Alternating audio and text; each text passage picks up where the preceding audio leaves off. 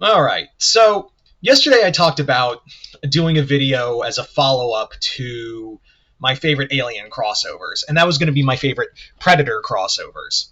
But really, and don't get me wrong, there are solid Predator crossovers. Although I will say, like, of the Predator crossovers, we've had a lot of them, but for the most part, they've ranged from really good to okay to that was bad. Um, I will say that, like, the Archie versus Predator duology is fun for different reasons. Um, I do think it has. I think it's, if people write it off as something stupid, it knows what it is and knows what it wants to be. Archie versus Predator 2 is more metaphysical and also like meta commentary on Archie on a whole.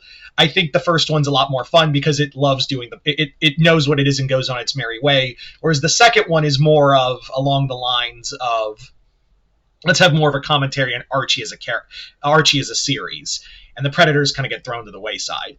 For other good Predator crossovers, I think a very underrated one, and I don't know if anyone can find this, but I have the little trade of it. Predator versus Magnus Robot Fighter. Yeah, Predator's first crossover wasn't, it wasn't with any of these other superheroes. The first Predator crossover we got was from Valiant and Dark Horse with Magnus Robot Fighter. I don't know if anyone watching this video knows who Magnus Robot Fighter is. It's actually pretty solid. I had no idea who. I have a vague sense of Magnus Robot Fighter, and I thought it was pretty good. It reminded me a lot of like a Blade Runner crossover, honestly. But, and we've had like Superman versus Predator, which that one is something with the villain the villain plot. There's also Judge Dredd versus Predator, which I have not read, but I heard of the Alien and Predator ones. There's also Judge Dredd versus Aliens and Predator, which that one I have, and that one's just okay. I just feel like it's overblown with shit.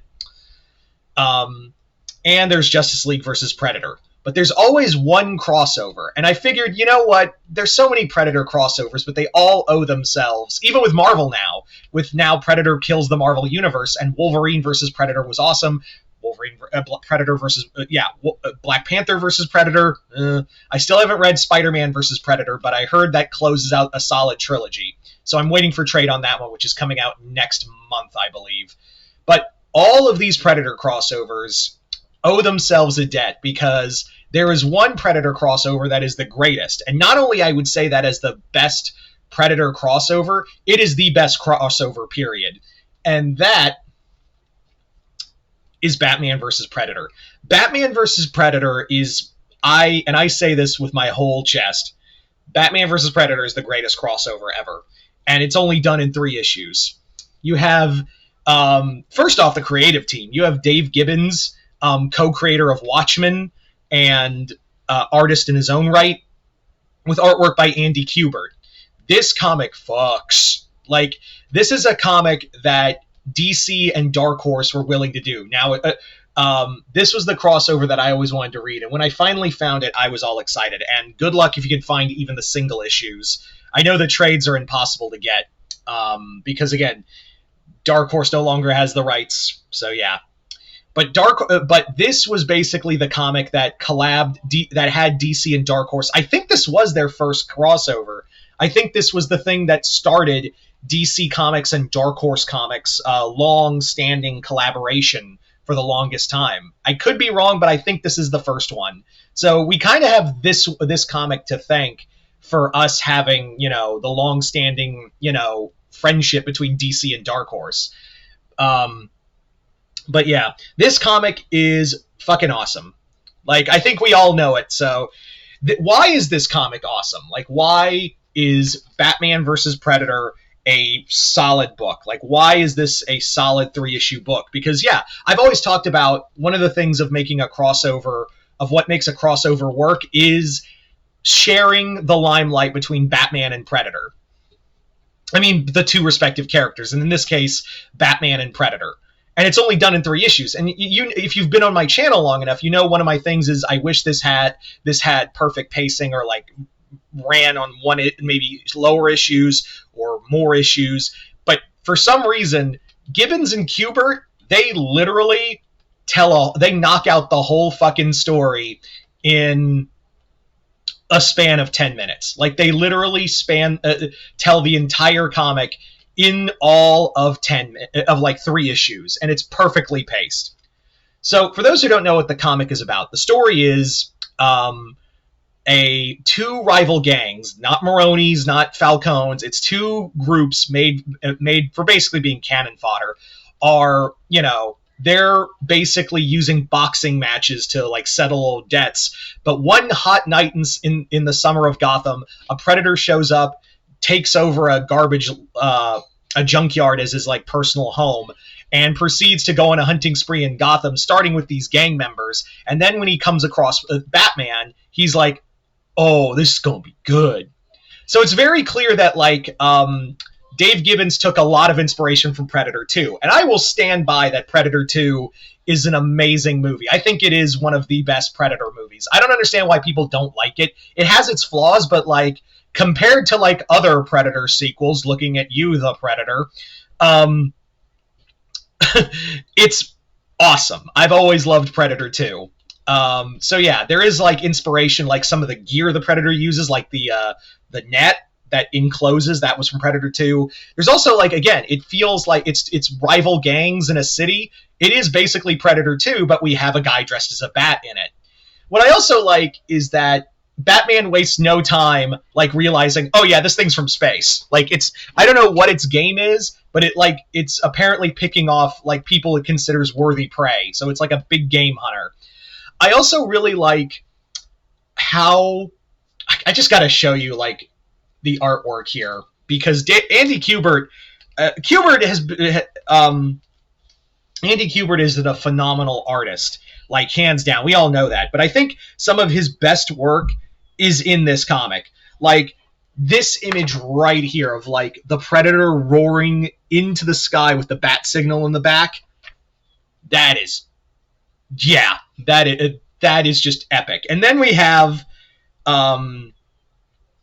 this final scene of like Batman in this kick-ass armor. And yeah, Andy Kubert's artwork is just like, I think it's peak here. Like it doesn't like Kubert's art is a phenomenal artist. Both the Kuberts are, but I think the best work, some of Kubert's best work, is in this comic, bar none. The other thing that makes it is that, again, like I was talking about earlier, one of the things that this comic really excels at is giving equal love to both Batman and the Predator. Like, issue 1, Predator beats the shit out of Batman, and Batman just gets nightfalled. He just spends, like, weeks, almost a month, trying to put his body back together after barely surviving the Predator. And the second issue becomes Predator versus Gotham. And we have other characters who, while they are cannon fodder, don't get me wrong, a lot of those characters are like basically cannon fodder. There's actually like also like, for instance, like the mob families I was talking about, and also there's a detective who works closely with Gordon in here. They're all cannon fodder, but you feel for them when they die.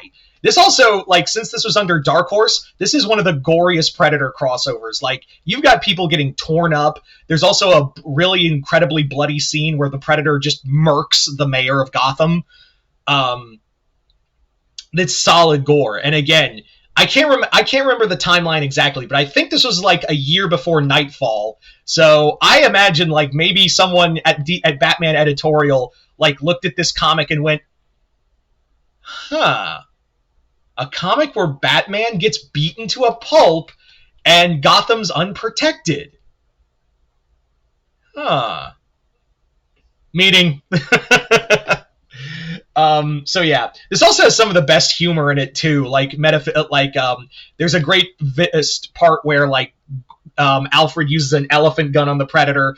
There's a moment where like Batman's fighting the Predator through the Batcave into Wayne Manor, and all he's using is a baseball bat, and he's like, "Hi, it's me, Batman," and just starts wailing on him. This comic, I could go on and on about how great this book is, giving such love to both properties. Like, it was very clear. I don't know if Dave Gibbons is a fan of Predator. I do know he did write an Alien book. I do know for a fact he wrote an Alien book called Alien Sacrifice, and that book with artwork by Mike Mignola is awesome. I don't know if Dave Gibbons has done a solo Predator book, but if he I can't remember if he has. Let me rephrase. I can't remember if he has written a solo Predator book, but I know he's written for Alien. But even if he could easily fake not being a Predator fan with this book, because he clearly shows a lot of reverence for the Predator lore and mythos.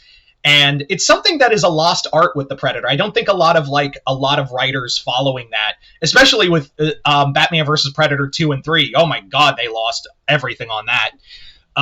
This gives a lot of reverence to the Predator as a threat, as a warrior with an honor code. There's a lot in here that Dave Gibbons clearly did either research on or he had a lot of love for.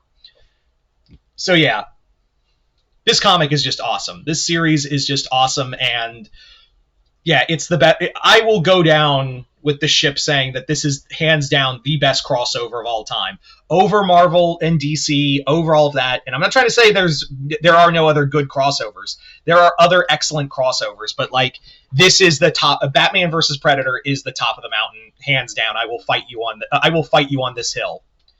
So yeah, there you go, guys. I just wanted to do I was gonna do a whole ass video, but I was the more I thought, I was we just want to talk about Batman versus Predator. So yeah. Anyway, you guys tell me in the comments below, what do you guys think of Batman versus Predator? Just comment below, let me know. Other than that, hope y'all enjoyed this. I'm Mr. Multiverse. I'll see you next time in the Multiverse.